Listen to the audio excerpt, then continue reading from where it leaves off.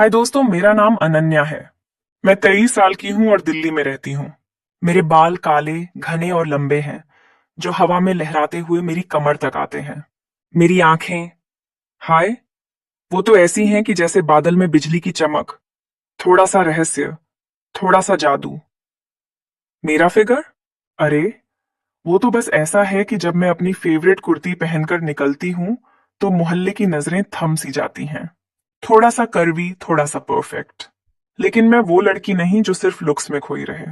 मैं तो मस्त मौला हूँ, जो जिंदगी की छोटी छोटी बातों में खुशियां ढूंढ लेती हूँ। आज मैं तुम्हें अपनी एक ऐसी कहानी सुनाने जा रही हूँ जो मेरे और मेरे सौतेले पापा की है। तो चलो शुरू करते हैं। बात तब की है जब मैं 18 साल की थी। मम्मी को गए हुए 3 साल हो चुके थे। एक लंबी बीमारी ने उन्हें हमसे छीन लिया था।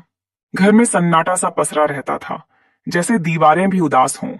मेरे असली पापा, वो तो मेरी जिंदगी से तब गायब हो गए थे जब मैं मुश्किल से 5 साल की थी। मम्मी ने मुझे बताया था कि वो हमें छोड़कर किसी और के साथ चले गए।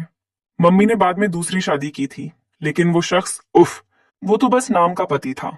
शराबी, गुस्सैल, और एक दिन वो भी चला गया बिना कुछ कहे। फिर मम्मी की बीमारी और मैं अकेली रह गई। न भाई, न बहन, न कोई रिश्तेदार। बस मैं और मेरा छोटा सा घर। तभी मम्मी की एक पुरानी सहेली आंटी कविता मेरी जिंदगी में आई। उन्होंने कहा, अनन्या, मेरा भाई अकेला है, विधुर है। वो तुम्हारी देखभाल कर सकता है। वो मैंने हिचकिचाते हुए हामी भरी, क्योंकि मेरे पास और कोई रास्ता नहीं था। बस यूं ही मेरे सौतेले पापा मेरी जिंदगी में आए। मैं उन्हें अब पापा ही कहती हूँ। उनका नाम है अशोक। अशोक पापा। उम्र, यही कोई 47-48 साल। लंबे, गठीले, चेहरा सख्त, लेकिन आंखों में एक अजीब सी नरमी। वो एक छोटी सी फैक्ट्री में मैनेजर थे, जहां ट्रक के पार्ट्स बनते थे। दिन भर मेहनत करते, लेकिन उनके चेहरे पर हमेशा एक हल्की सी मुस्कान रहती। उनकी आंखों में हालांकि एक उदासी थी, जैसे कोई पुराना दर्द छुपा हो। पहली बार जब वो घर आए, मैंने दरवाजा खोला।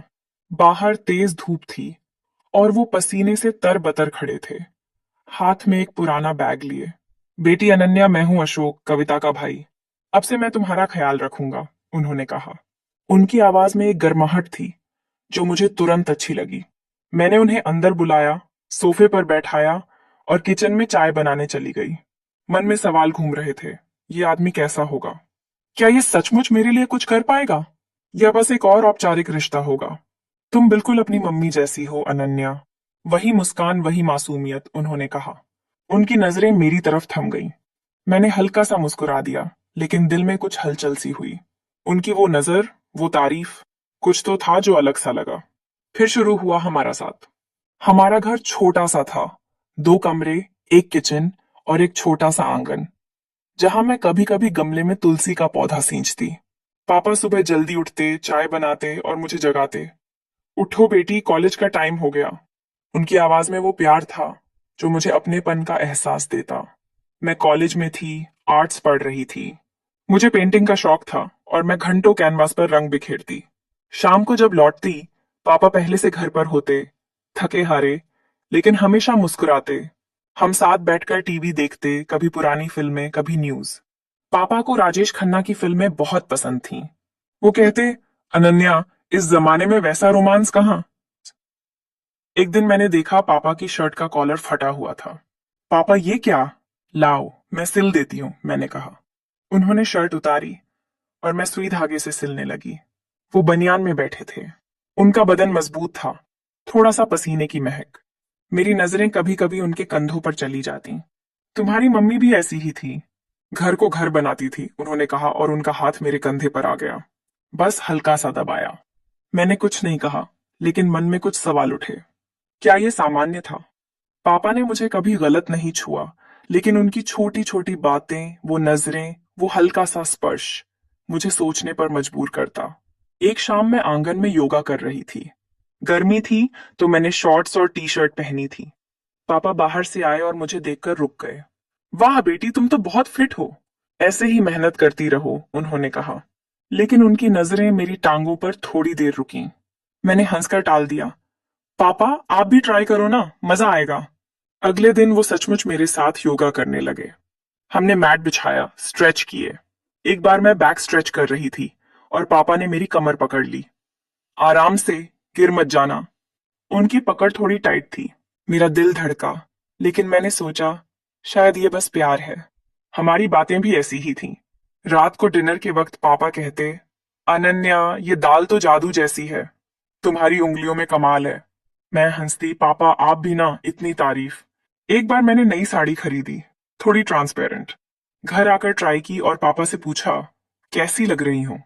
वो मुझे देखते रहे। बेटी, तुम तो किसी परी सी लग रही हो। बस बाहर थोड़ा संभल कर, उन्होंने कहा। उनकी आंखों में एक चमक थी, जैसे कुछ छुपा हो। मैंने हंसकर बात टाल दी। हमारे मोहल्ले में एक पुराना तालाब था, जहां लोग शाम को टहलने जाते। एक दिन मैं और पापा वहां गए। मैं तालाब के किनारे की दीवार पर चढ़ गई, बस मस्ती में। हवा तेज थी और मैं लद्दखद्दा गई। पापा ने मुझे पकड़ा, उनका हाथ मेरी जांघ पर था। सावधान अनन्या, गिर जाती तो, उन्होंने कहा। लेकिन वो पकड़ थोड़ा लंबी रही। सॉरी बेटी, वो बोले और हम हंस दिए। लेकिन मन में सवाल उठा, शायद गलती से। पापा को पुराने गाने सुनना बहुत पसंद था। उनके पास एक पुराना कैसेट प्लेयर था जिसमें वो किशोर कुमार और लता मंगेशकर के गाने सुनते। एक दिन उन्होंने कहा, अनन्या, तुम गाना गाओ ना। मैंने हंसकर मना किया, लेकिन वो जिद करने लगे। फिर मैंने लग जा गले गाना शुरू किया। वो मेरे पास बैठे, मेरे बालों को सहलाते हुए बोले, तुम्हारी आवाज में सुकून है। उनकी उंगलियां मेरे गाल पर रुकीं।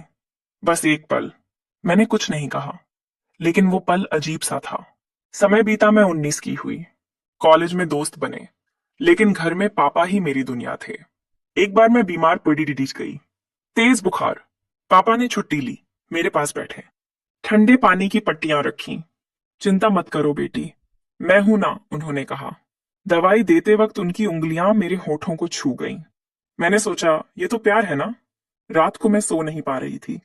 पापा मेरे बेड पर बैठे बचपन की कहानियां सुनाने लगे। उनका हाथ मेरे कंबल के नीचे था, बस हल्का सा सहलाया। सो जाओ अनन्या, उन्होंने कहा। मैं सो गई, लेकिन मन में सवाल था, क्या ये सामान्य था? हमारे घर में एक पुरानी अटारी थी, जहां मम्मी की पुरानी चीजें रखी थीं। एक दिन मैं वहां कुछ ढूंढ रही थी, सीढ़ी से गिरने लगी। पापा नीचे थे। उन्होंने मुझे पकड़ा। मेरा बदन उनके बदन से टकराया। क्या कर रही हो अनन्या, सावधान, शिव गुस्से में बोले। मैंने सॉरी कहा, लेकिन उनकी आंखों में चिंता थी। तुम्हें कुछ हो जाता तो मैं क्या करता? उनकी आवाज कांप रही थी। मैंने उनके गाल पर हाथ रखा। पापा, मैं ठीक हूं। पापा ने मुझे अपनी फैक्ट्री के काम सिखाए। बेटी, जिंदगी में आत्मनिर्भर बनो, वो कहते। मैं उनके साथ फैक्ट्री जाती। एक बार मशीन में मेरा दुपट्टा फंस गया। पापा ने जल्दी से निकाला और मेरे माथे को चूमा। दर्द तो नहीं? मैंने हंसकर कहा, नहीं पापा। वो चिंता, वो प्यार मेरे असली पापा से भी ज्यादा था। मैं 20 की हुई। अब जॉब की तलाश थी। पापा मेरी मदद करते। एक रात हम छत पर तारे देख रहे थे। पापा ने कहा, अनन्या, तुम मेरी जिंदगी की रोशनी हो। मैंने उनका हाथ पकड़ा। पापा, आप मेरे लिए सब कुछ हो। वो मुस्कुराए, लेकिन उनकी आंखों में कुछ था। एक दिन पापा को फैक्ट्री में चोट लग गई। मैं हॉस्पिटल दौड़ी। रात को उनके पास बैठी। वो सो रहे थे। मैंने उनका हाथ पकड़ा। उनकी उंगलियां मेरी हथेली पर हल्के से घूमी, शायद नींद में। मेरा दिल धड़का। सुबह वो ठीक थे, लेकिन उस दिन पापा ने कहा, अनन्या, मुझे तुमसे कुछ कहना है। उनकी आवाज में एक अजीब सा दर्द था। मैंने उनका चेहरा देखा। वो उदास लग रहे थे। बोलिए पापा, क्या हुआ? जब मैंने उनका हाथ पकड़ा, वो खिड़की के पास गए, बाहर देखने लगे। बेटी, ये बात मैंने कभी नहीं बताई, लेकिन अब वक्त आ गया है। मैं तुम्हारा सौतेला पापा नहीं हूं अनन्या, मैं तुम्हारा असली पिता हूं। उनके शब्द मेरे लिए बम जैसे फटे। क्या? पापा, ये मजाक है ना? वो मेरी आवाज कांप रही थी। पापा मेरी तरफ मुड़े। उनकी आंखें नम थीं। नहीं बेटी, ये सच है। बैठो, मैं सब बताता हूं। वो मेरे पास बैठे। जब तुम छोटी थी, मैं और तुम्हारी मम्मी, हमारी शादी प्यार से हुई थी। मेरी गलतियां थीं, शराब, गुस्सा। एक दिन झगड़े में मैंने तुम्हारी मम्मी को छोड़ दिया। मैंने तुम्हें छोड़ दिया। मैं शहर छोड़कर चला गया। वहां मैंने नई जिंदगी शुरू की। शराब छोड़ी, मेहनत की। फिर कविता आंटी की दोस्त से शादी की। लेकिन वो मां नहीं बन सकती थी। मुझे हमेशा तुम्हारी याद आती थी। जब तुम्हारी मम्मी की मौत की खबर मिली, मैं टूट गया। कविता ने कहा, तुम अकेली हो। मैंने सोचा, अब अपनी बेटी के पास जाऊंगा। लेकिन डर था कि तुम मुझे अपनाओगी नहीं, इसलिए सौतेले पापा बनकर आया। मैं रो पड़ी। पापा, आपने इतने साल क्यों छुपाया? वो मेरे पास आए, मेरे सिर पर हाथ रखा। डर था बेटी, डर था कि तुम मुझे माफ नहीं करोगी। मैंने तुम्हें छोड़ा था जब तुम्हें मेरी जरूरत थी। माफ कर दो अनन्या। मैं उनकी छाती से लग गई। पापा, आप मेरे लिए सब कुछ हो। मैं आपको माफ करती हूँ। हम दोनों रोए। उस रात हमारी जिंदगी बदल गई। अब कोई राज नहीं था, बस एक पिता और बेटी का सच्चा प्यार था। दोस्तों, यही मेरी कहानी खत्म होती है। ये थी मेरी और मेरे पापा की कहानी, जो सौतेले से असली पापा बने। अगर आपको ये कहानी पसंद आई तो अपनी राय जरूर बताएं। अगली कहानी में फिर मिलेंगे।